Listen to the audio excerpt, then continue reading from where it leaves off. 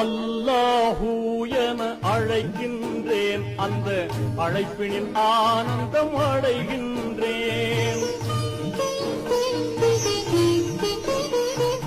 அல்லாஹூ என அழைக்கின்றேன், அந்த அழைப்பினில் ஆனந்தம் அடைகின்றேன்.